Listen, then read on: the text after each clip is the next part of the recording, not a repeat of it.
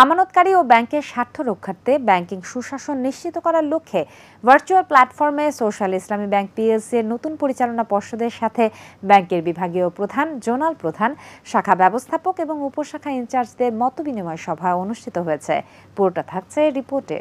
Virtual প্ল্যাটফর্মে social ইসলামী bank PLC নতুন পরিচালনা পর্ষদের সাথে ব্যাংকের বিভাগীয় প্রধান, জোনাল প্রধান, শাখা ব্যবস্থাপক ও উপশাখা ইনচার্জদের মতবিনিময় সভা অনুষ্ঠিত হয়েছে। সভায় প্রধান অতিথি হিসেবে উপস্থিত ছিলেন ব্যাংকের চেয়ারম্যান অধ্যাপক ডক্টর এম সাদিকুল ইসলাম, FCMA। সভায় উপস্থিত ছিলেন ব্যাংকের পরিচালনা পর্ষদের সদস্য মিসেস মাকসুদা বেগম, মোহাম্মদ আনোয়ার হোসেন, FCA এবং মোহাম্মদ মোর্শেদ আলম খন্দকার। এ সময় ব্যাংকের ব্যবস্থাপনা পরিচালক ভারপ্রাপ্ত মোহাম্মদ ফোরকানুল্লাহ ও উপব্যবস্থাপনা পরিচালক আব্দুল হান্নান খান উপস্থিত ছিলেন।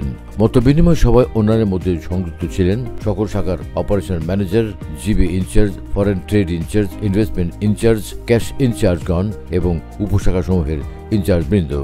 সভায় ব্যাংকের চেয়ারম্যান অধ্যাপক ডক্টর এম সাদিকুল ইসলাম ব্যাংকের সম্মানিত গ্রাহকদের প্রতি কৃতজ্ঞতা প্রকাশ করেন ব্যাংকের প্রতি তাদের অকুণ্ঠ আস্থা ভালোবাসার জন্য। গ্রাহকদের ধৈর্যশীলতার ভূয়সী প্রশংসা করে তিনি গ্রাহকদের আমানতের সর্বোচ্চ নিরাপত্তা দেওয়া হবে বলে আশ্বস্ত করেন। তিনি আরো বলেন, প্রতিকূলতার মধ্যেও শাখা উপশাখার সকল কর্মকর্তা যেভাবে ঐক্যবদ্ধভাবে কাজ করেছেন তা প্রশংসনীয়। তিনি বলেন, নতুন পরিচালনা পর্ষদের নেতৃত্বে সোশ্যাল ইসলামী ব্যাংক সুশাসন ফিরে আসবে এবং ব্যাংকটি খুব শীঘ্রই ঘুরে দাঁড়াবে। একটা নতুন বাংলাদেশ বিনির্মাণের পথে আছি। আমাদের আর্থিক খাতে সংকট তৈরি হয়েছে।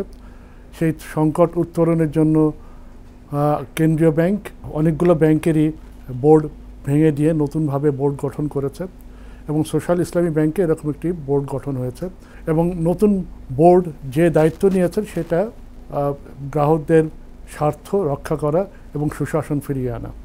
আমরা গ্রাহকদের স্বার্থ রক্ষা করার জন্য আমরা প্রাণপণ চেষ্টা করে যাচ্ছি। ইনশাল্লাহ খুব অল্প সময়ের মধ্যে আমরা সংকট উত্তরণে আমরা সমর্থ হব। আপনারা কেউ আস্থা হারাবেন না, বিশ্বাস হারাবেন না। ইনশাল্লাহ আমরা খুব অল্প সময়ে আপনাদের যে চাহিদা সেটা আমরা পূরণ করতে পারবো। আপনাদের স্বার্থে কাজ এবং ভবিষ্যতেও আপনাদের স্বার্থে আমরা কাজ করে যাব।